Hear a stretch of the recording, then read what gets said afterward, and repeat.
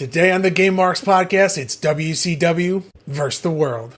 We dive into this virtual pro wrestling series rendition of the Monday Night Wars and decide if we'll play it forever or future endeavor. You're fired! Plug in, put on those nostalgia goggles because this week's Game Marks podcast starts now. And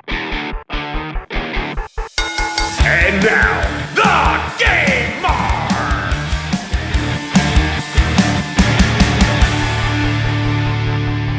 Welcome to the Game Marks podcast. My name is Johnny Clash.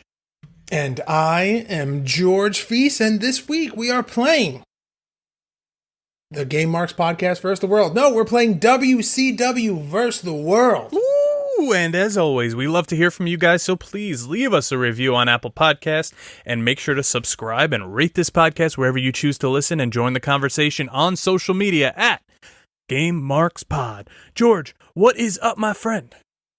Oh, nothing. Not a whole lot, actually. Not a whole lot. Still just quarantining? Regular day. Made some, last week we touched upon my new little setup that's happening to the left of me that I'm not quite at a point ready to share on the social medias, but I did make some more headway. Some shelving has been put together. Some cables have been bought, and we are probably one good Amazon shipment away from me sharing a picture of what's happening, and I cannot wait.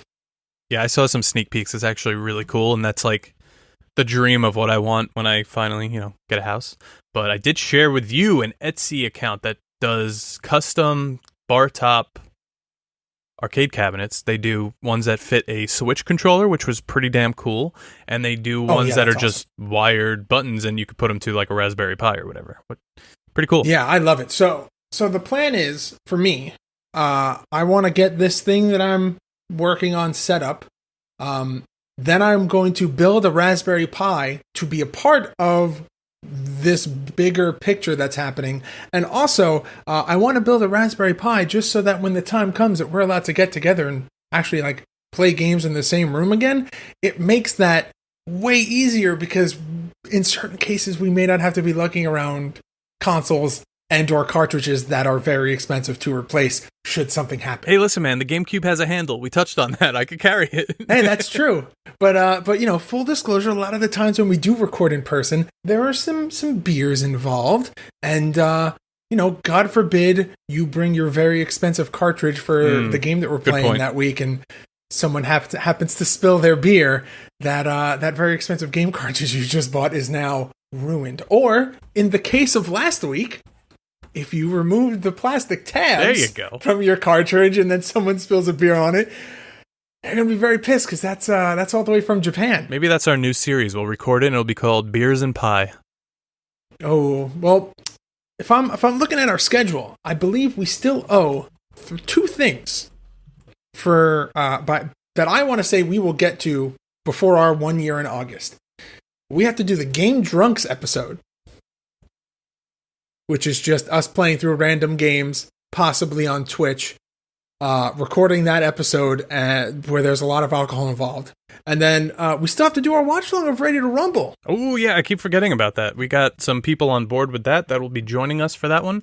I think that'll be fun. I haven't seen that movie in a couple of years. I say a couple because I watched the crap out of it, all the time back then. But yeah, I'd like to relive the Jimmy King days. I'm going to buy my Jimmy King shirt, make sure that I have that on when we watch that. So last week we played All Japan Pro Wrestling 93, aka Zen Nippon 93 for the SNES/Super Famicom. George, what are your thoughts? Before we get into the game, I just want to say one thing. Did you know what the Super Famicom was before we started this podcast? I think I had an idea. I don't know. For some reason, I feel like we've both grown, and this is me getting super sappy about the podcast for a second. Oh, I feel like we have both gained such. What'd you say? Like every day? No. Oh, I thought you said like every day. I'm like, I don't get sappy that much. But no, it makes me feel proud that in the little under a year that we've been doing this podcast, I feel like we've learned a lot and we've gained a lot of knowledge, which was like part of the process and part of the fun of doing this podcast. And I feel like we've both grown in terms of our game knowledge, and I'd like to think that we're also able to pass that on and help some other people, fans of the show, with their knowledge as well. Yeah. So, yeah, it's just, you said Super Famicom, and I was like, I feel like this may be a moment to touch on I don't this. even remember, honestly, because I feel like we've just been doing this forever, so I don't remember what I knew before and what I know now, so it's all the same. We got a long road ahead of us, man. There's a lot more games that need to be played. Anyway, we played that game. We both futured endeavored it, not for bad reasons, but yes. How are you feeling? I'm sticking with it. I still feel the same way. The game was good, but I feel like there is definitely more attractive features and aspects to the next versions of that, and so I'm very excited to when we get to the newer installments and maybe even that American port. What about you? Yeah, I would say I feel the same re-listening to the episode. I was like, yeah, I could play this game maybe with you, in like maybe like on a Twitch stream or something, but to play it like on my own, I don't think I'd go back. Yeah, I agree. I think I think when we get to the next one, it's gonna be a lot more fun. So what else have you been playing these days? I know you picked up The Last of Us 2. I have not yet. I'm still in the middle of replaying the first one for the third time. How are you liking it? So I am very much taking my time with this. The last PlayStation game that I played was Spider-Man, and I kind of breezed through that and pretty much 100%ed the game to the point where I was just like, wow, I definitely feel like I just wasted like $40 or $50 or whatever the pre-owned price of it is, because I'm not buying a brand new game when it's been out for like 2 years, 3 years. Yeah, that's why I just buy multiplayer games, because I could just keep playing them.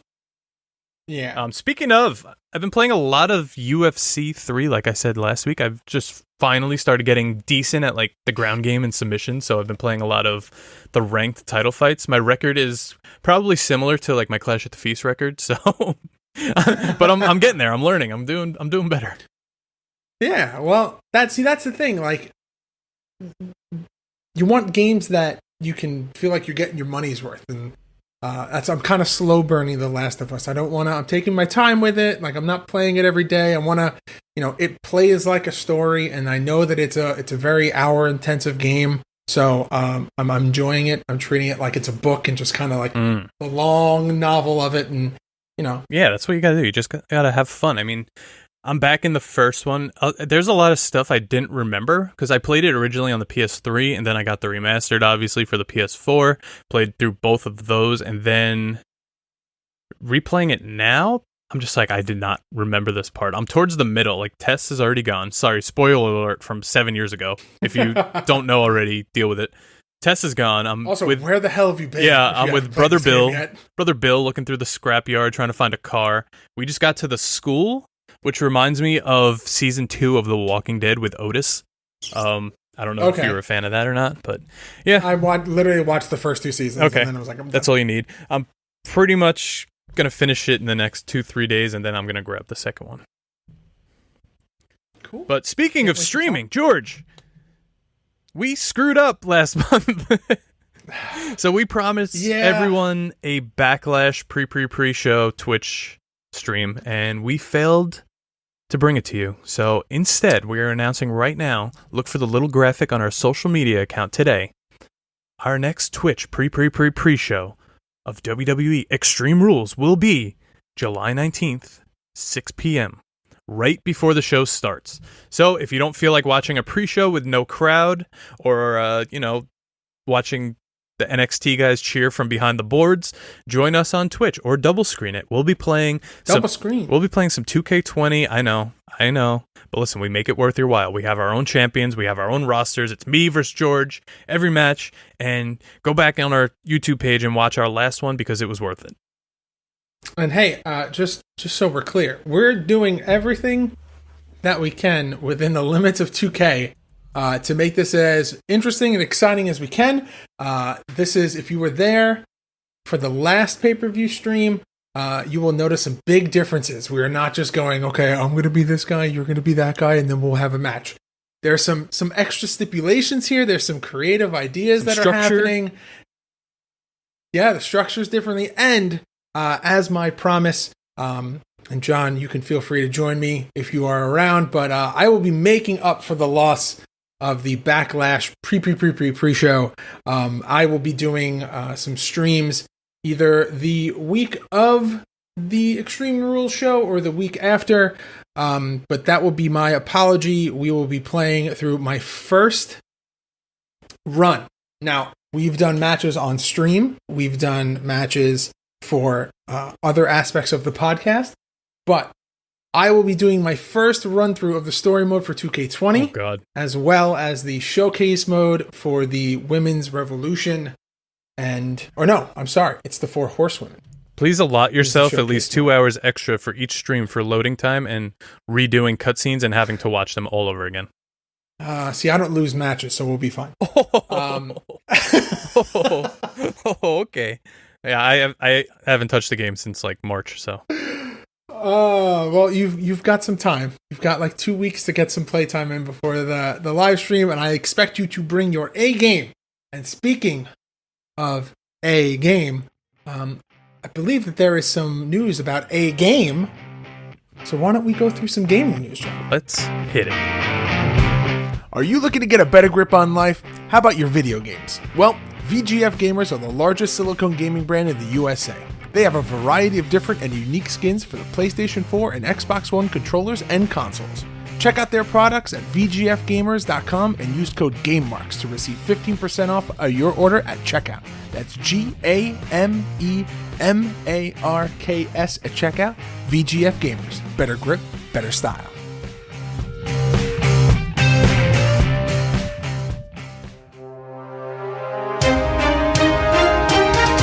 Alright, so when Cyberpunk 2077 releases on the PS4, PS5, Xbox One, Series X, PC, and Stadia, it will be censored for some. If you live in the US, you have nothing to worry about. Further, it looks like the game is going to be uncensored in parts of the world where games have traditionally been the subject to considerable censorship, such as Australia.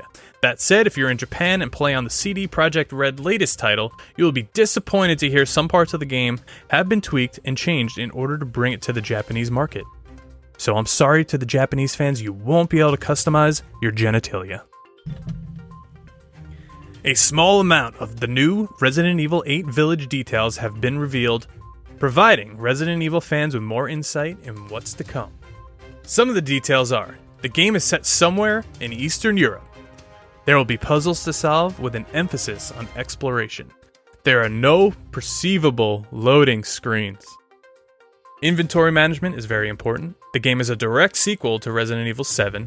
The first-person view for Resident Evil 7 is back, which is tweaked and refined.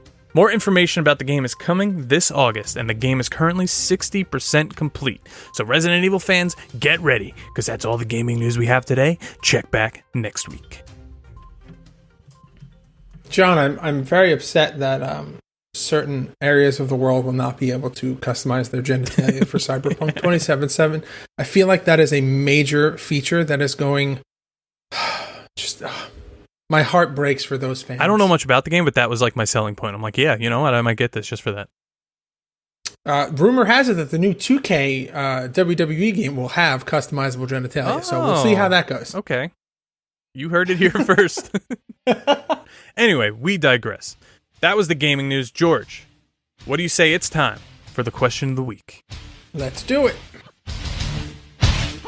Ladies and gentlemen, my name is Johnny Clash, and I'm here to tell you that the Game Marks podcast have their own pro wrestling tee store. Brace yourself, because the Game Marks podcast are on ProWrestlingTees.com with 4 brand new designs that are guaranteed to be the next big thing. So head on over to ProWrestlingTees.com/GameMarksPod today and play it forever. Marks.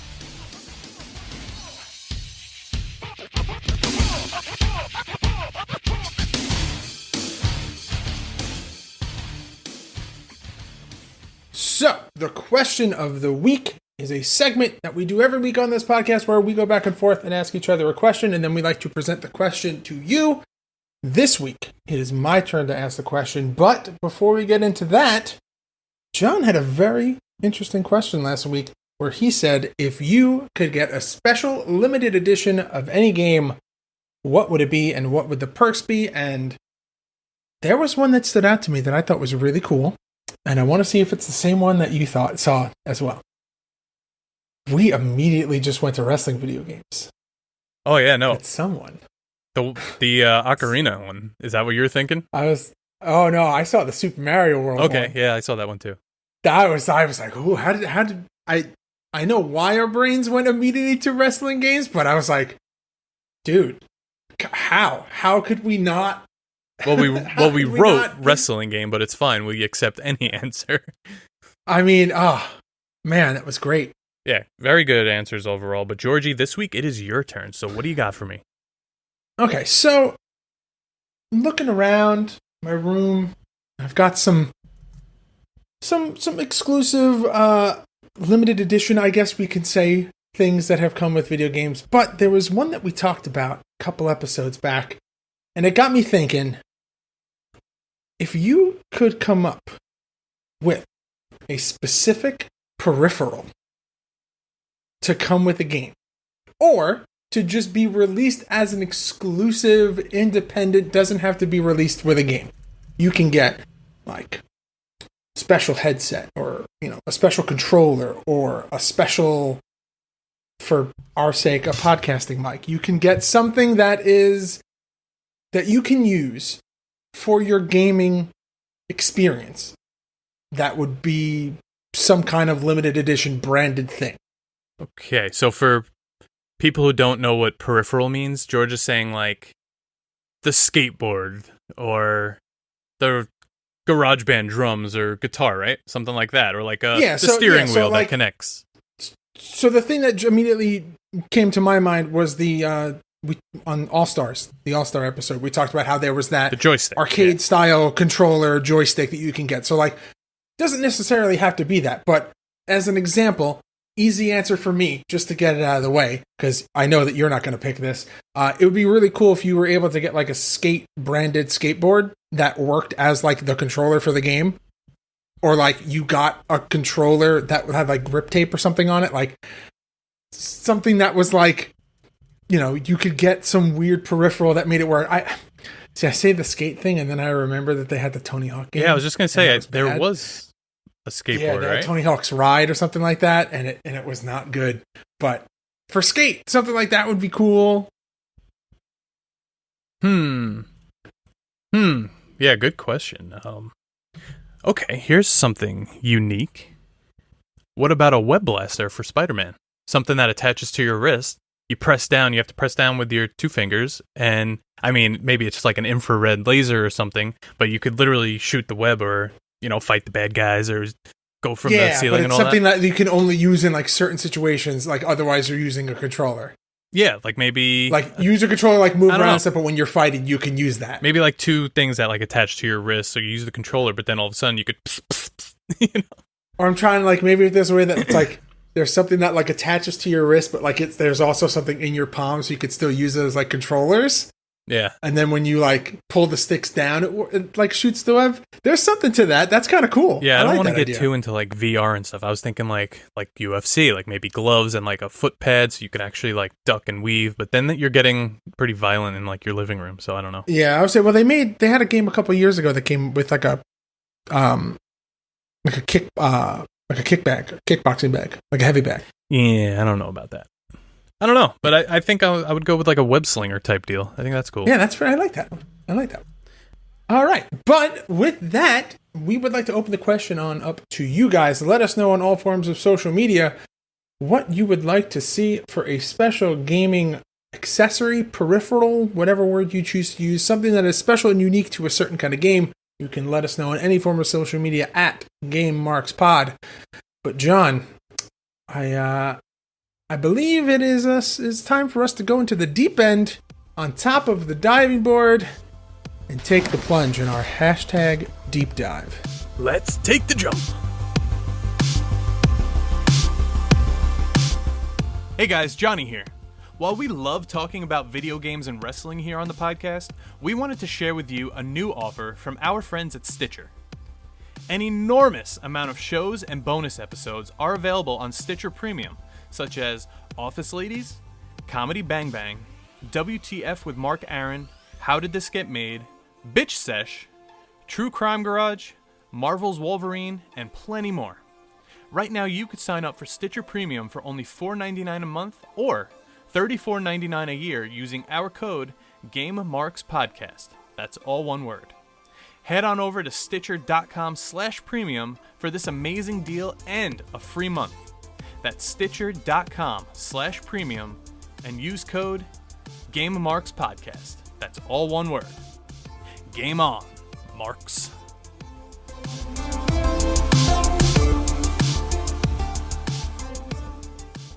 All right, so WCW versus the World released September 13th, 1996 in Japan and February 28th, 1997 in North America for the PlayStation 1, developed by Asmic Ace Entertainment and The Man Breeze for the Japan release, published by THQ, and boy, is it obvious. So, did you play this game growing up? No, I mentioned last week, this was not a game that I played. Right. I got this and Nitro confused. That's right. I'll get into that part later. I'll explain all that all over again. This was not a game that I played, and immediately after seeing some of the animations, I was like, oh, okay, so this is the THQ game. Right. So I didn't own this game, but my best friend growing up had this game, and for us, it must have been like 2000, 2001.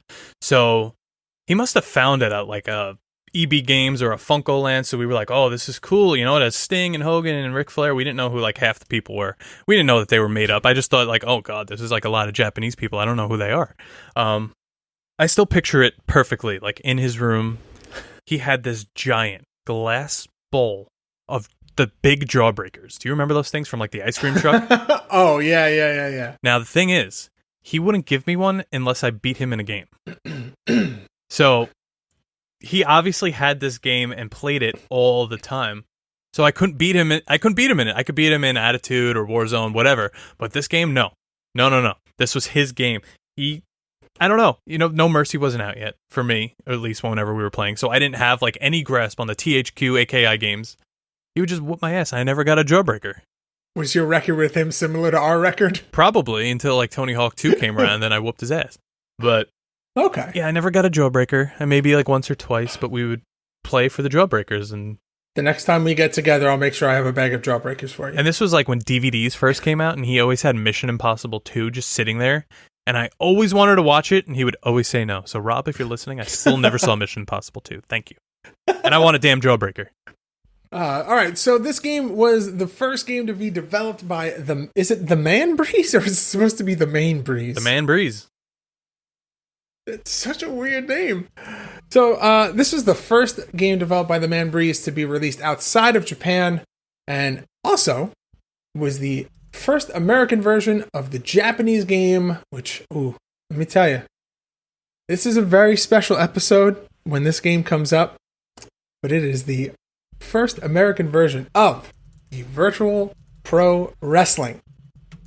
Now, I don't know if everyone is aware, but the VPW series is the foundation for everything that we know and love in video games. That's right. It is the foundation for this game, for World Tour, for Revenge, for No Mercy, for WrestleMania 2000. And I would say most of the modern wrestling games that were developed draw some form of inspiration from the VPW series.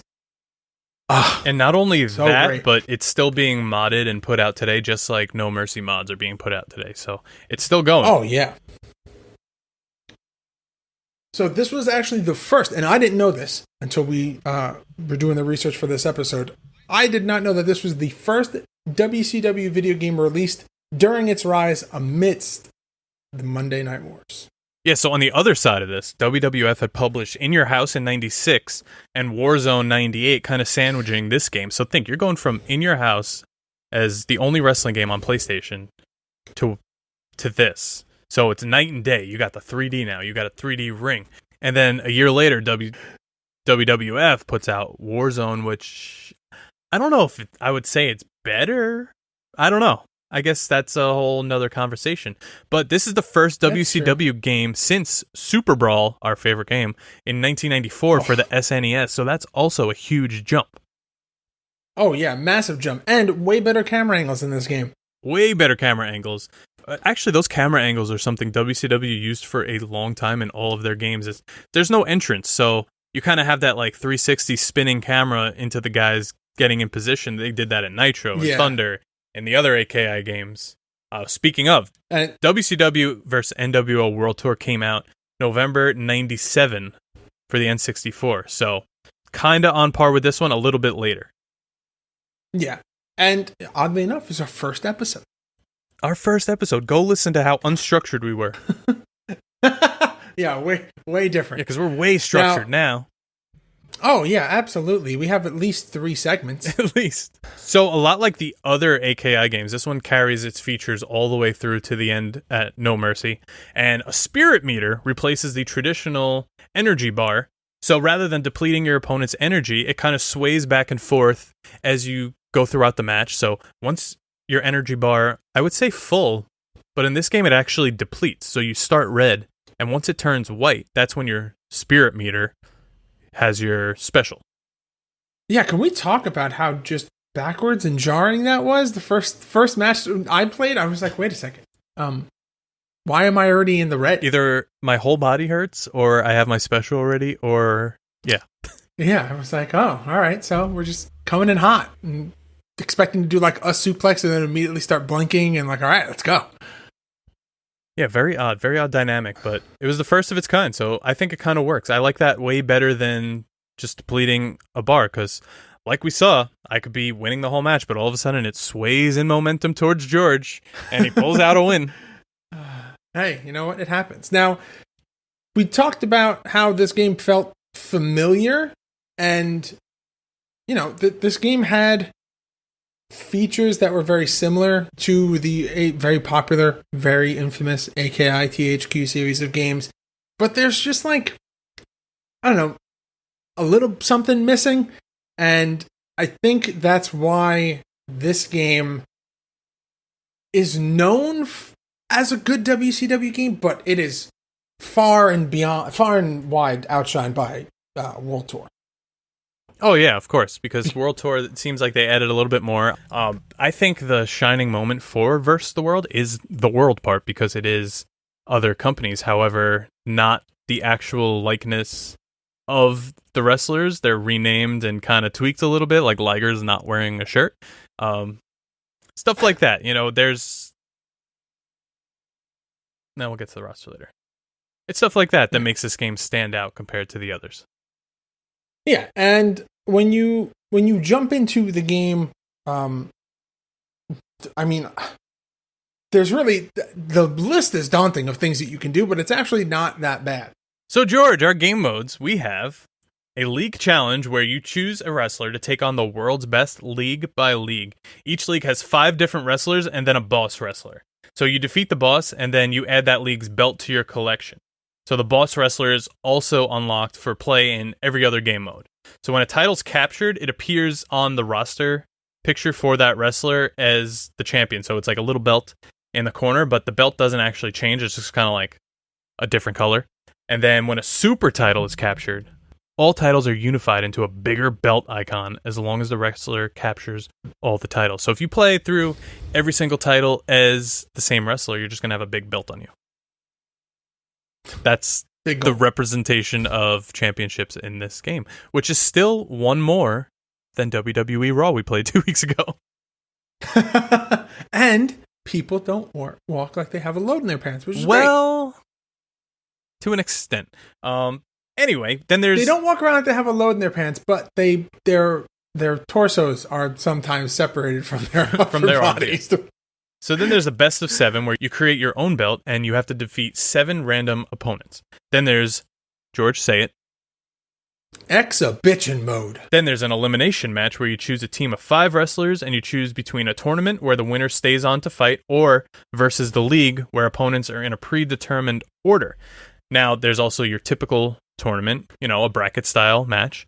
But then there's a league where you compete in a pool of up to 8 wrestlers in a round robin tournament and there's a points to determine the final standings.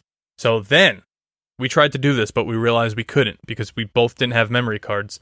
There's the double title. So if I have a belt saved on my memory card, George has one in slot 2, we're able to fight each other for our custom belts. Now, we didn't have those. That is awesome. Yeah, imagine losing that, though. You work so hard to get your custom belt. You bring it to your friend's house. They beat you. Now they have the belt. And you don't get a jawbreaker. Unbelievable. If Johnny Clash was going to make a title in this game, it is absolutely going to be the Jawbreaker Championship. But with that, George, do you want to talk about this large roster of 51 wrestlers? Oh, boy, yeah, 51 wrestlers. There are real wrestlers, wrestlers from all around the world, and then there are even some fictional non-wrestling characters. Now, this is broken up into 1, 2, 3, 4, 5, 6 different categories. So, want to do 3 and 3, John? We want to alternate? Sure. You can do WCW. All right. Up first, we have Chris Benoit, Dean Malenko, Eddie Guerrero, Hulk Hogan, Lex Luger, Ric Flair, Rick Steiner, Scott Steiner, Lord Steven Regal, Stang, Ultimo Dragon, and unlockable by beating the WCW League is Jeff Jarrett, and unlockable by winning the world title in every league is the Giant, Paul White. All right. Then you have Empire Wrestling Federation, which is All Japan Pro Wrestling. How is this 2 weeks in a row I'm reading an All Japan roster? You have Bear Breath, who is Gary Albright. You have The Count, who is Stan Hansen. You have Fujigami, who is Tatsumi Fujinami. You have Kapuna, who is Toshiaki Kawada. You have Mongrel, who is Jumbo Tsuruta. You have Samsung, who is Kenta Kobashi. You have Samoa, who is Giant Baba. You have Siberia, who is Steve Williams. And you have Wu Fang, who is Mitsuhara Misawa. Wu Fang Clan. Rip. And now we have the Samurai Wrestling Federation, which is Pancrase / Universal Wrestling Federation, the UWF. Now, 200 wins is Yoji Anjo. Akira is Akira Maeda. Billy Gaijin is Scott Norton. Kaiji is Yoshiaki Fujiwara. Konako is Shiro Koshinaka?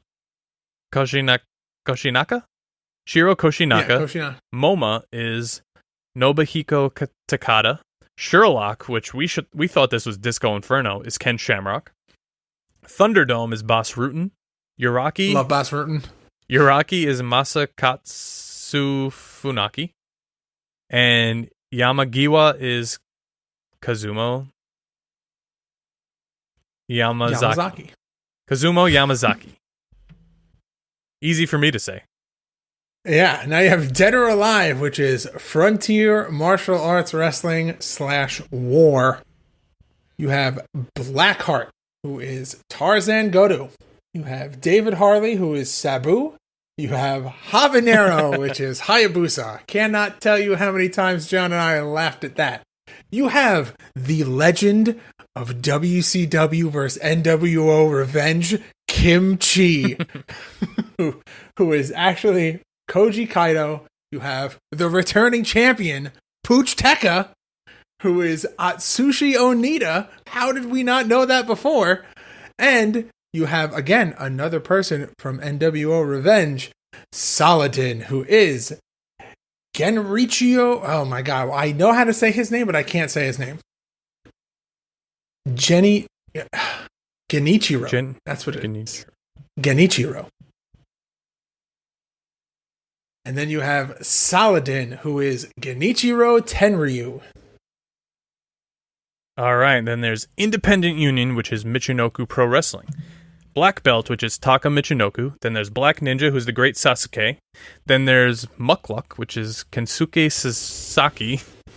Shaolin, which is Jinsei, like a Shaolin monk. Jinsei Shinzaki. And El Volador is Hiroyoshi Tenzen. I love hearing you read Japanese. Yeah. Bro, Take the it's lesson. literally Just like shut I up and want take an the lesson. entire episode. I want an entire episode where you just read Japanese rosters.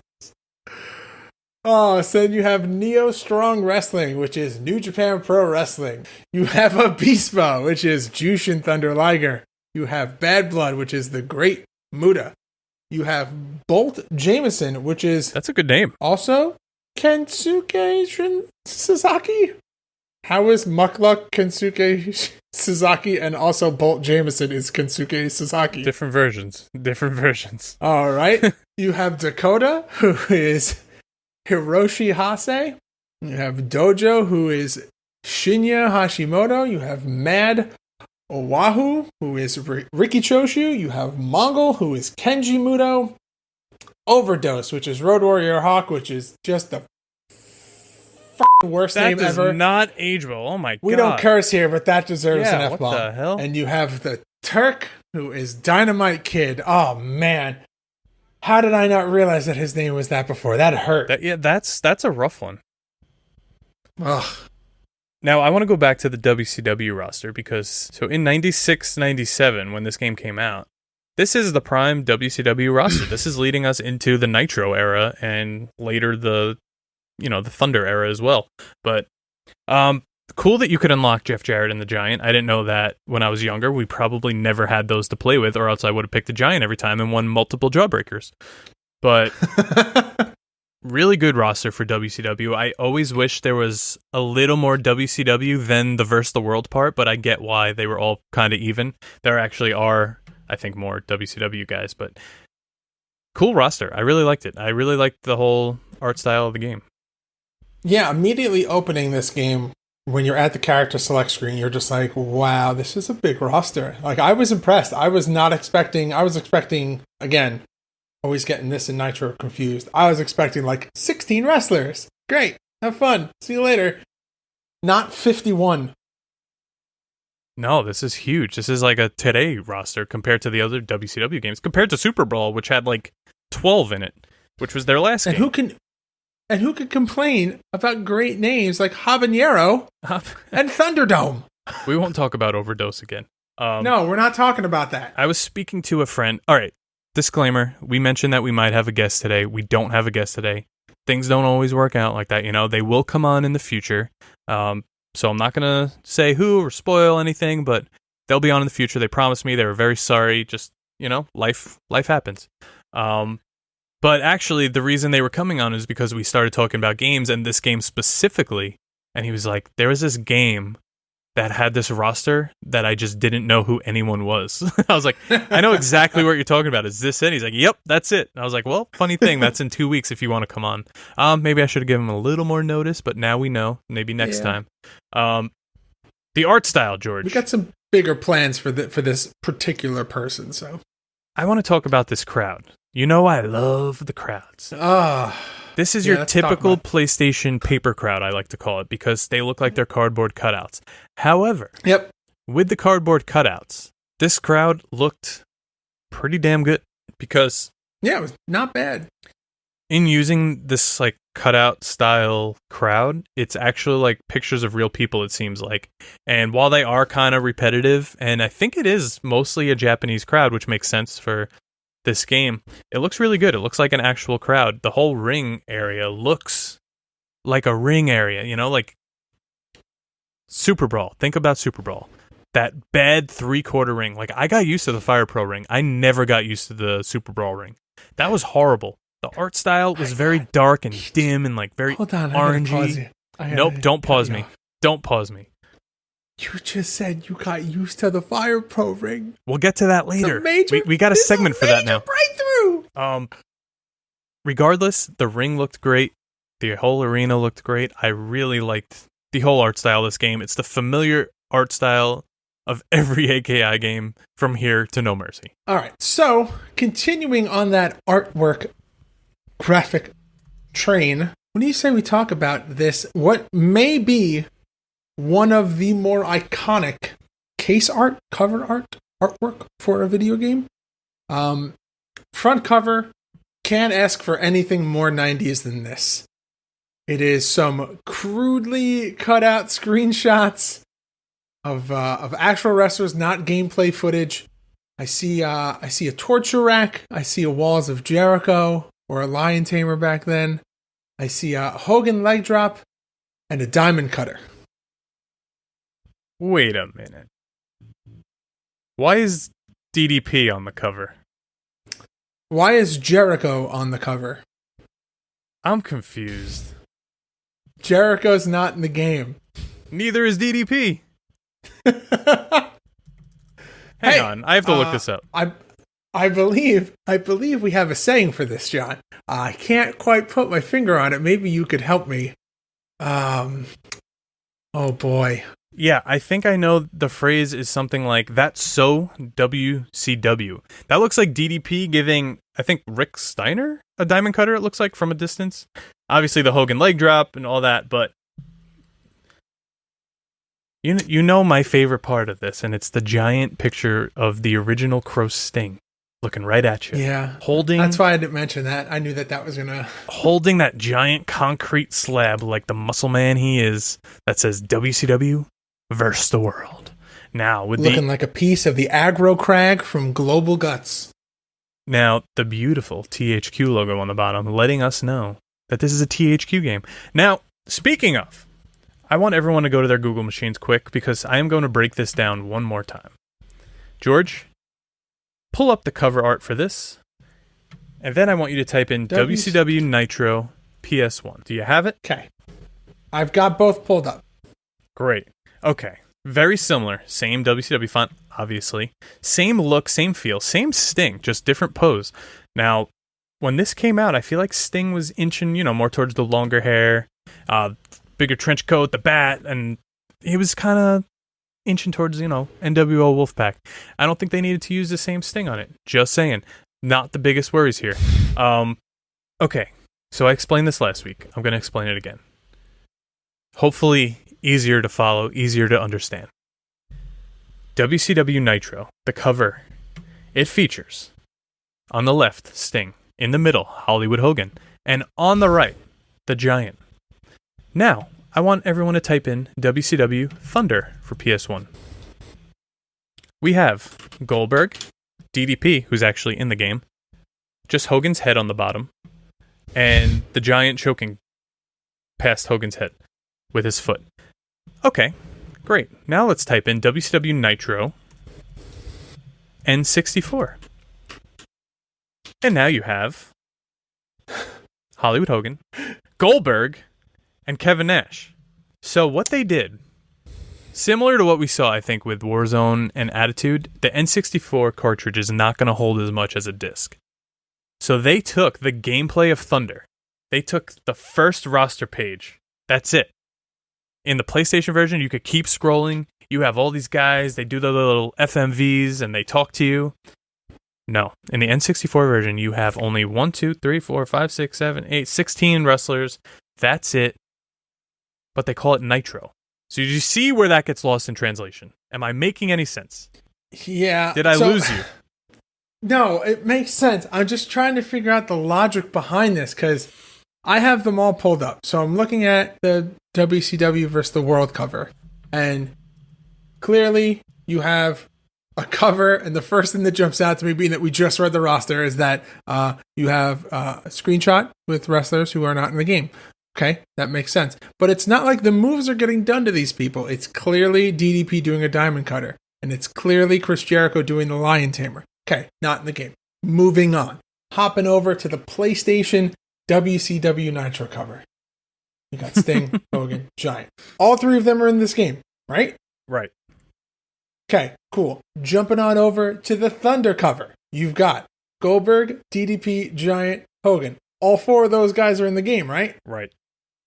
Cool. Now we're jumping over to the N64 version of Nitro. Hogan, Goldberg, Nash. Now, who on the cover is not in the game? Goldberg is not in the PlayStation 1 version. But okay. So they could have named this Thunder, but they went with the Nitro route for the N64 when they put it over to that.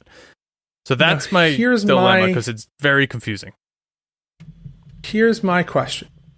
When I look up photos of the roster for WCW Nitro PlayStation, how come one of the pictures shows me NWO Wolfpack Sting, and then another picture shows me Crow Sting?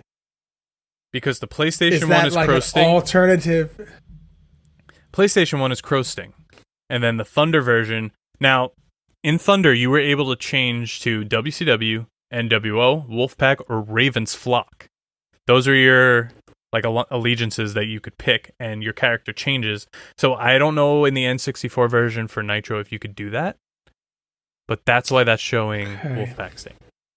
We are getting way too into this right now. This is so confusing. I say we're getting in the weeds here. So when it comes to these games, what we're saying is that when the Nitro episode happens, we have to play both versions of Nitro. When the Thunder version is only PlayStation, right? Right. So, okay. So when Nitro comes out, when we get to that episode, we have to play both versions. Listen, I'm very excited to play all these WCW games because there's a lot that I haven't played, but they're also WCW. For the longest time, okay, so we've talked about this. There's a point in time where THQ goes from the square logo to the now swooshy, very flowy horizontal logo. That's on the 2K or the WWE series of games. When that change happens, you lose me. That nostalgia section of THQ, so wonderful, is gone. So I'm very excited to go back because I'm putting it on the record now. The PlayStation series of WCW games, I haven't played any of. The only one that I played was Nitro, and I had it for the PC, and I'm not even counting that as playing it because it's a totally different game. See, now, like dog crap. Nitro My for computer PC couldn't handle it at the time. Nitro for PC, I believe, is the Thunder N64 version. This is so I have the magazine ad in front of me, and I have the original Nitro one. It has the Big Show. I'm sorry, the Giant. It has DDP, and then it has the Outsiders on it. Where the Nitro N64 one has an N64 logo and a Windows 95 logo, and it has Goldberg, Nash, DDP, Hogan, and Raven. This is getting so confusing, and I kind of want to just end this segment right here. Let's just move on keep moving to the on. next. George, what do you say? How about some fast facts? Fast facts, John. Let's go. Take it away.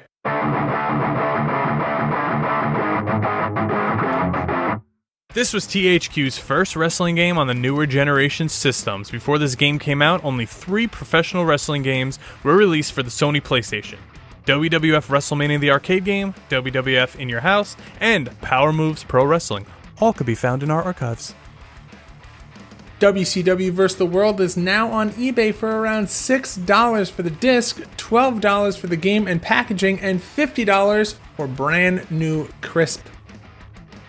Alternative versions of Hogan and Sting are available in the game by selecting the characters with Start instead of pressing the X button. John, we spent so much time talking about the different versions of all the other WCW games. I need a nap. We made everyone's head spin. That was horrible. I need to relax. I think we need to take a breather. I think it's time for a little R&R. Why don't you take us through some ratings and reviews for this game? All right. Game Rankings gives this a 74%. EGM with a 7.75 out of 10. GameSpot with George's favorite rating, a 6.3 out of 10. IGN with a 6 out of 10, and Next Generation with a 2 out of 5 stars. So progressively that got worse as it went. EGM with the highest with a 7.75 out of 10. All right, so no Metacritic, no IMDb, but at least we had ratings this week. Yeah, and decent ones. I think they're all pretty on par with what the game actually is. Yeah. But with that, John, I think it's time we talk about this week's Clash at the Feast. What do you say? Let's go. What's up, Game Marks Podcast? This is Danny Tancredi, and I'm here with my brother Johnny Tancredi, and together we are the Cult Looking Podcast. Each week we bring to you the latest news and reviews on all things baseball collectibles. From baseball cards and memorabilia to bobbleheads and stadium giveaways, each episode will discuss the newest products to hit the shelves of your local card store and your favorite ballparks around the country. Be sure to be following us on Instagram at The Cult Looking Podcast and on Twitter at CultLookingBB. New episodes drop every Friday, so be sure to tune in wherever great podcasts like this one are available. The Cult Looking Podcast, Don't get caught looking, start collecting.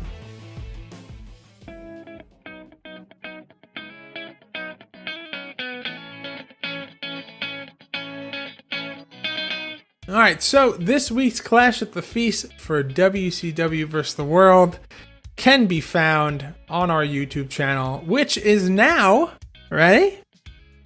youtube.com/GameMarksPodcast. We got official URL, baby. It is time. We are here. Yep. Thank you for following along on YouTube. We promise some more awesome video content coming soon. I have some stuff in the works.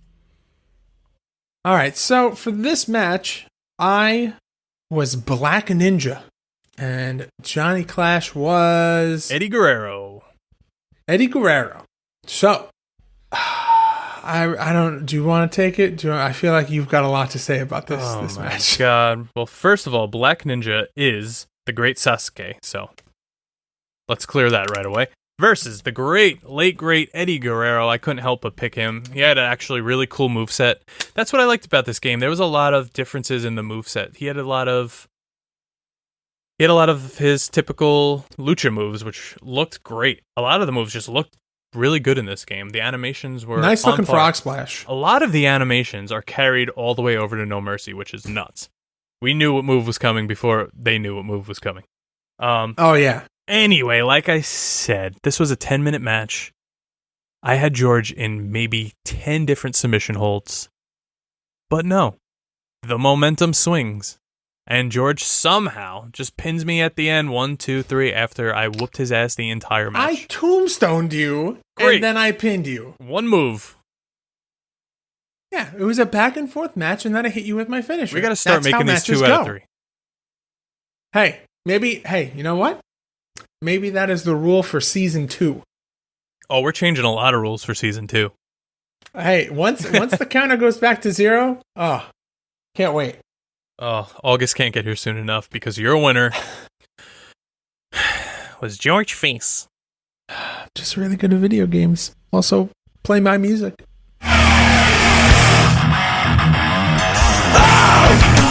All right, John, are you ready to do the part? Oh wait, hold on.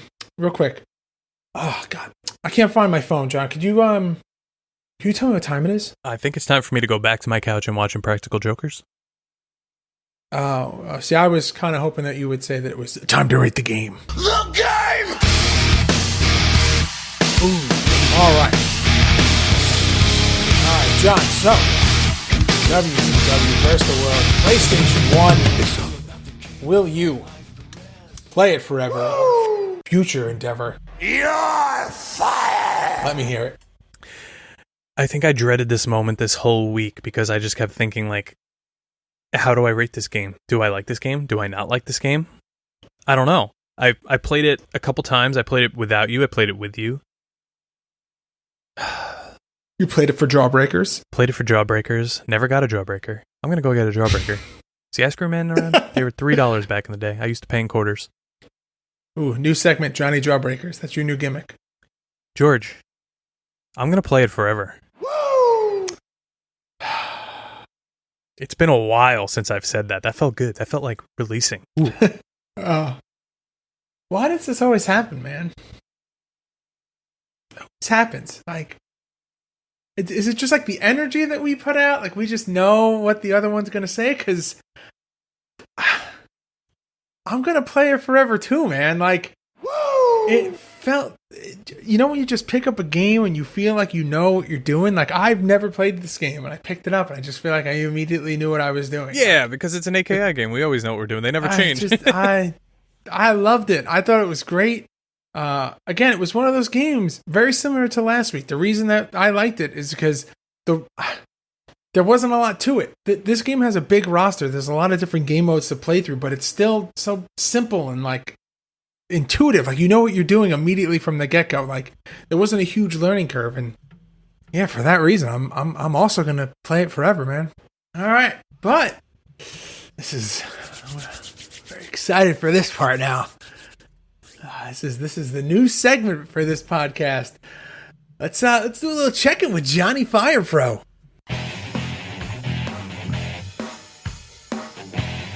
right, so everyone who follows me on social media got the first glimpse.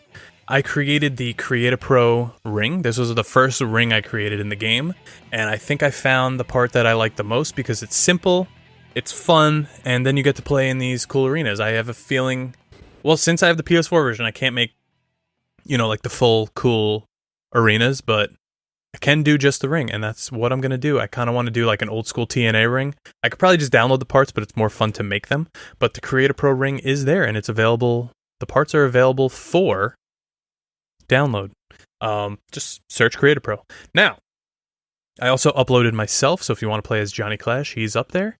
And I messed around with the cage match and the landmine and whatever the hell it's called. I couldn't figure out how to throw someone out of the ring. I just kept throwing onto the barbed wire and exploding.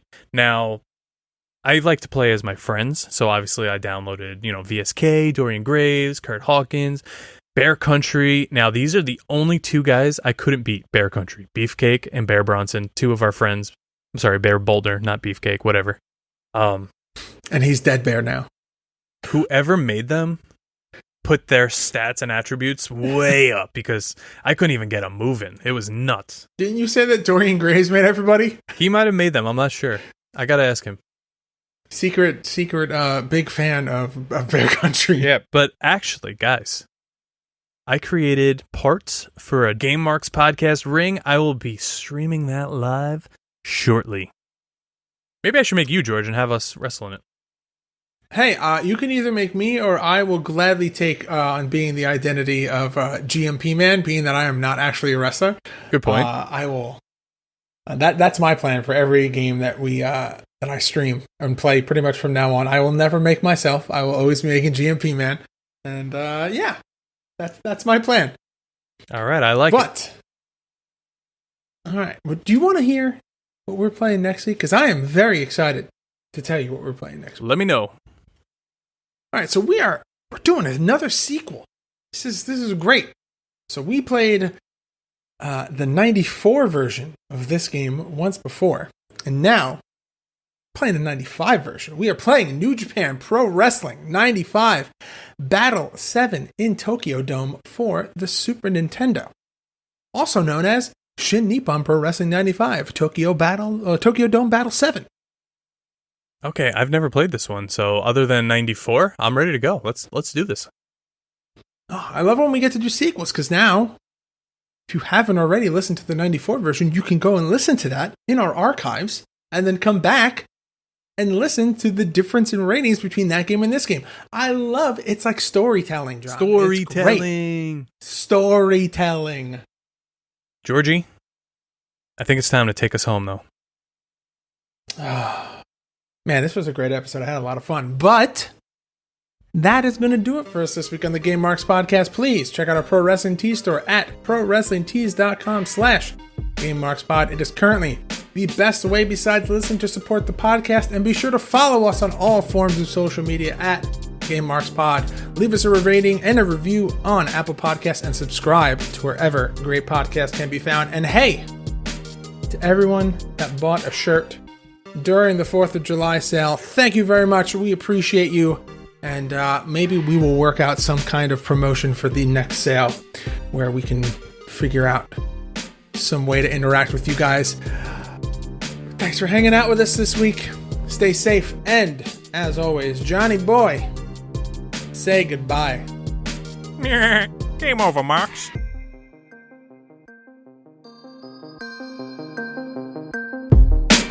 Game Marks Podcast, put them on the radar. Playing rare games, Sega Saturn, no Game Shark. Johnny and George work hard and they play hard. Future endeavor games and put them in the graveyard. From the deep dive to the clash at the feast. How can I get more? That's question of the week. Follow on Twitch, there's nothing that they won't play. Game Marks Podcast every single Monday.